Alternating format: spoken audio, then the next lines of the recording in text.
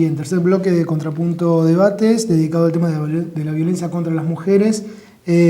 Fabiana, vos, bueno, sos coordinadora de la Casa del Encuentro y ustedes elaboraron un informe sobre el tema de femicidio, donde la contabilización llega a 207 mujeres en el 2008, que fueron asesinadas por motivos sexistas, ¿no? Al mismo tiempo, en marzo se aprobó una ley que la denominación, para no equivocarnos, Ley de Protección Integral para prevenir, sancionar y erradicar la violencia contra las mujeres. ¿Qué opinás? Hay una ley, cualquiera podría pensar que, bueno, a partir de que hay una ley van a mejorar un montón de cosas, van a cambiar un montón de cosas, pero al mismo tiempo vemos que los números alarman, ¿no? Los números alarman y en el informe que ya estamos haciendo del 2009 parece paradójico. Se sancionó la ley y ya a esta altura del año, comparativamente con el 2008, hay más asesinatos de mujeres que en el 2008 en el mismo periodo.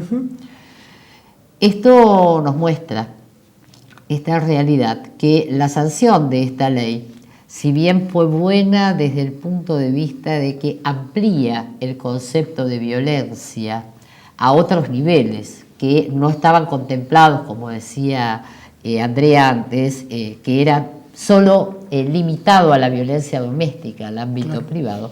Esta ley amplía ese concepto y abarca otras formas de violencia, como la violencia laboral, la violencia hacia la mujer específicamente, la violencia con el tema del control, los celos, el abuso, el tema del dinero, o sea, un montón de otros. No menciona la violencia del Estado, pero bueno, esos aspectos los amplía.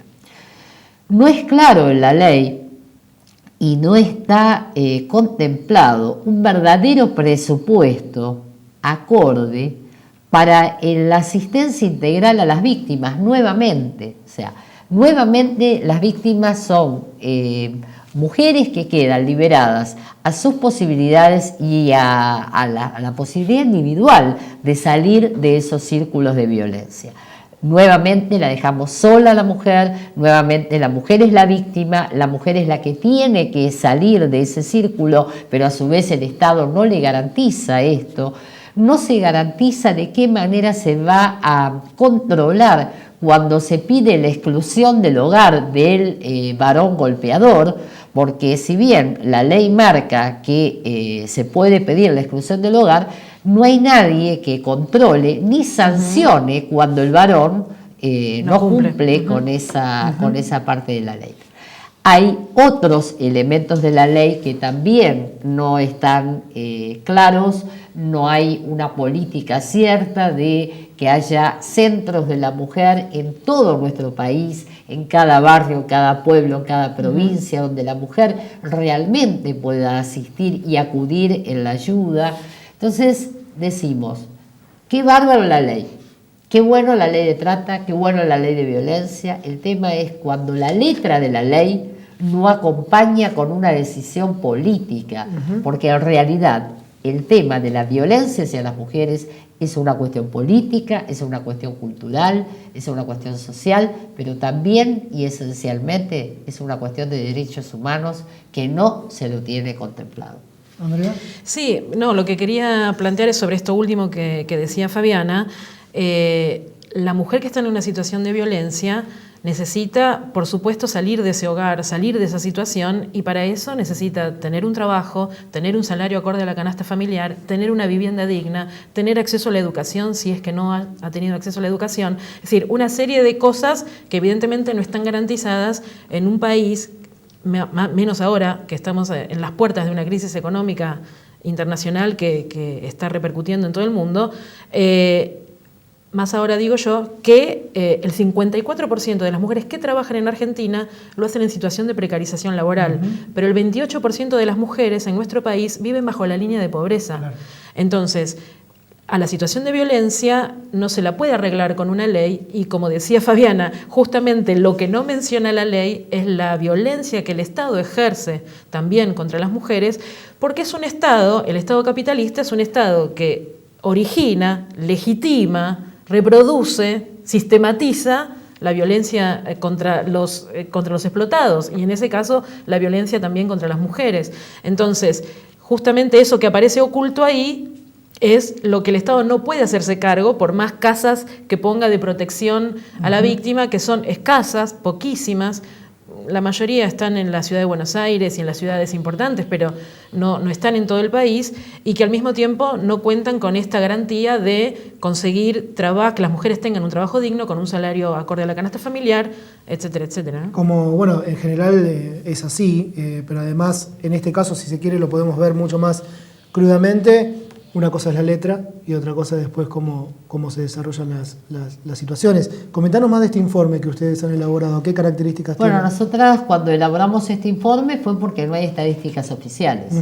Y no es inocente que no lo haya. Cuando no hay estadísticas oficiales es porque evidentemente hay una decisión del Estado de no generar cambios en estas situaciones.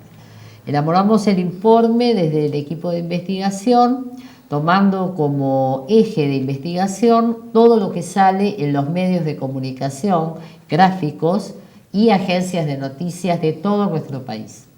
Esta recopilación se hizo por provincias, por edades, por vínculos y llamativamente uno de los índices que mostró este informe es que hubo 16 casos de mujeres que fueron asesinadas por varones pertenecientes a diferentes fuerzas de seguridad. Y las edades en las cuales las mujeres son víctimas van desde los 13 años hasta los 50 años. Esas son las edades promedio en mayoría, donde en la etapa de los 20 a los 45 años es donde más cantidad de femicidios se da. Y después también tenemos que tomar en cuenta la realidad por provincia. Y por los vínculos, en el 80% de los casos es producto de algún vínculo o de pareja, o de expareja, o familiar directo o indirecto.